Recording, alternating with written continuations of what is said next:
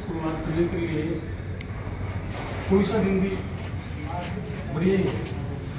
अब जैसे वो कंस को मारने के लिए जो घोषणा की ना, 7वां पुत्र, अब वो गिने तो ये भी 7वां हो गया, ये भी 7वां हो गया, वो सबको मरवा दिया ताकि लड़ाई हो जाए।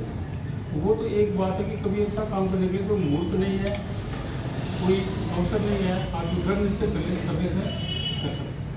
बाकी ये एक है कि जो नया साल शुरू होता है, ठीक है, तो उस समय क्या है कि एक उसको अवसर मान लेते हैं लोग, उस समय कोई नया प्रण करते हैं, ठीक है। तो जैसे मैं आज भी को अच्छी बात भी बतानी चाहिए, उसमें क्या है कि वो प्रेरणास्पद है अगले के लिए, और कमज़ोर बात भी झूठ नहीं बोलना चाहिए, ठीक है। तो हम जब पढ़ते थे, जब न तो ऐसी कोई लाइब्रेरी थी, न ऐसी कोई गाइड थी, न कोई कोचिंग सेंटर था, और मेरे पिताजी सिंपली सीनियर स्कूल में पियून का काम करते थे, तो न आर्थिक स्थिति अच्छी थी, ठीक है। तो अब मैं तो गवर्नमेंट का हॉस्टल में चला गया, सीकर में 2 में। अब जहाँ फ्री मिलता है जूते, कपड़े, स्वेटर, नाश्ता, पिंड उस समय चने का, अंकुरित का नाश्ता मिले फ्री ऑफ कॉस्ट में, तो उस समय आदमी थोड़ा लापरवाह हो जाता है। तो मैं क्या किया कि मैं तो ठीक था, लेकिन अंग्रेजी में जैसे 5वीं तक हमारी अंग्रेजी चलती नहीं थी। आपको पहले वो टिंकल में पढ़ाते हैं तो बच्चों को, तो उनकी तो वीक नहीं रहती, लेकिन हमारी तो पूरी वीक थी कि गांव में तो पढ़ा नहीं, वहाँ भी हमने लापरवाही कर दी। अब मैं 10वीं के अंदर चला गया, तब सोचा कि अपने तो आर्थिक स्थिति कमज़ोर है और अपन को नौकरी लगनी है, और अंग्रेजी अपन को आती नहीं है, क्यों अंग्रेजी में मतलब किनारे पे जाके इसे पासिंग मार्क नंबर आया, ठीक है।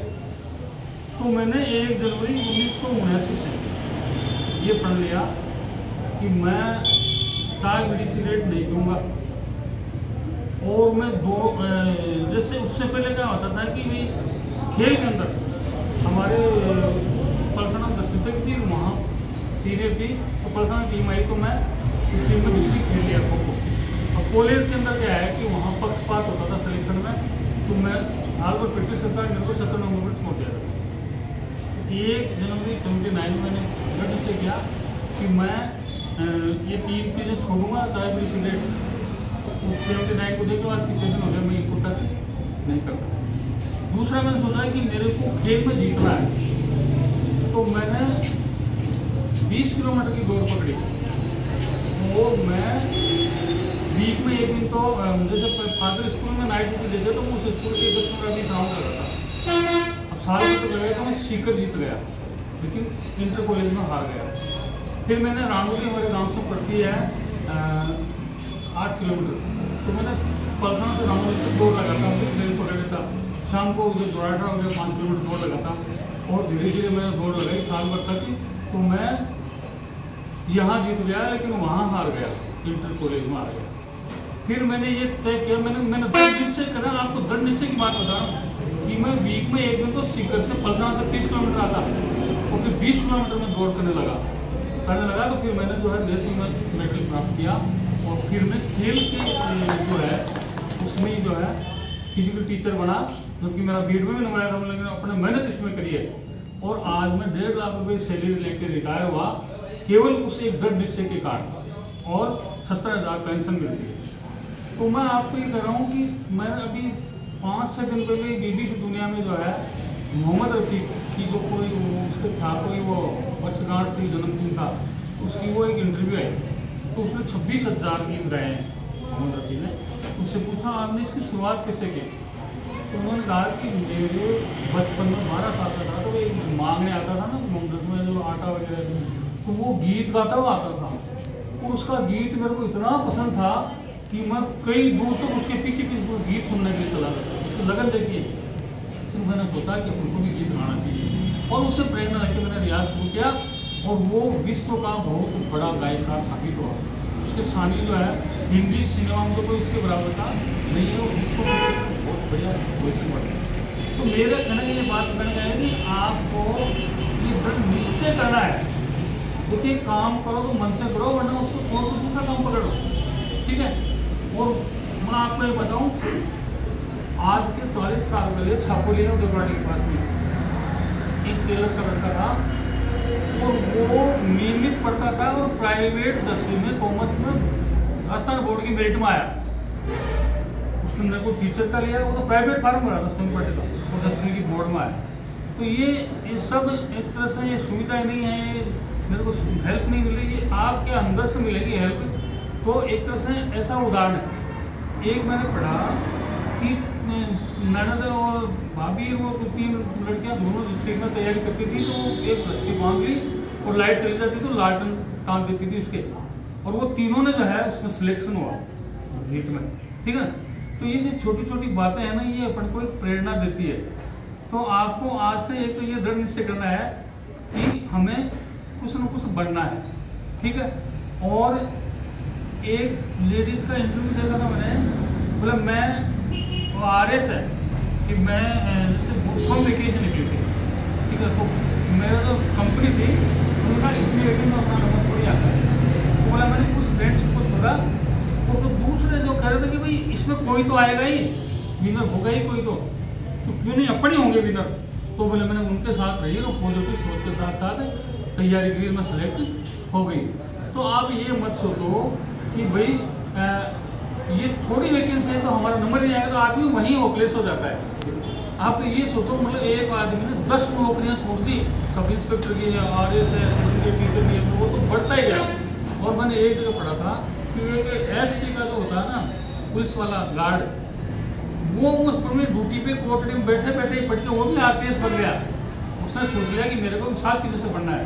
तो कोई ये कहता ना कि यार अब तो नौकरी लगी, अब तो शादी हो गई, अब तो ये हो गया, वो भी फिनिश है। उसके सामने उसने ड्यूटी देता देता तैयारी करके वो IPS बना। तो आपको तो ये करना है कि अपना लक्ष्य प्राप्त नहीं हो जाए तब तक ये शादी, मतलब आप खेल कर खा लो या खा कर खेल लो, दोनों में एक ही चीज़ करनी पड़ेगी। आप इस समय 2 साल अपने आप को तपा दोगे तो पूरी जिंदगी राजकुमार की जिंदगी जियोगे, और इस समय भी आप जो है ये रिश्तेदारी है, ये शादी विवाह है, ये जो है चलचित्र है, ये जो अच्छी आनंददायक चीज़ें हैं, इनमें डूब गए तो आगे की जिंदगी सफल नहीं होगी। इसलिए आपको तो क्या है, एक ही लक्ष्य बनाना है कि मेरे को इस तरह से काम करना है। दूसरा है कि आदमी पहला सुख निरोगी काया है, आदमी हेल्थी है, स्वस्थ है, तो वो अच्छा टीचर भी बनेगा, अच्छा सैनिक भी बनेगा, अच्छा विद्यार्थी बनेगा, अच्छा पेरेंट्स भी बनेगा। तो अपने को पढ़ाई के साथ साथ अपने स्वास्थ्य का भी ध्यान रखना है।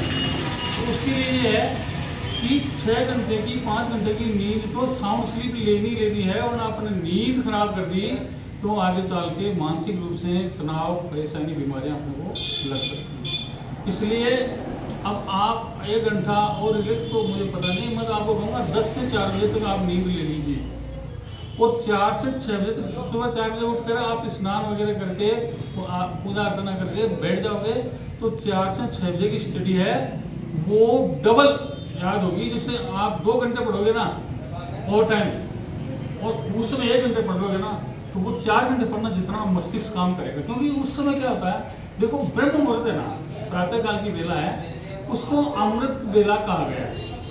और अमृत बेला में जो पानी पिया जाता है उसको अमृत पान कहा जाता है, उषा पान कहा जाता है। उषा काल है वो अमृत काल है, क्यों कि उस समय एक तो सारा का सारा पर्यावरण प्रदूषण नहीं होता, एक प्रदूषण नहीं होता,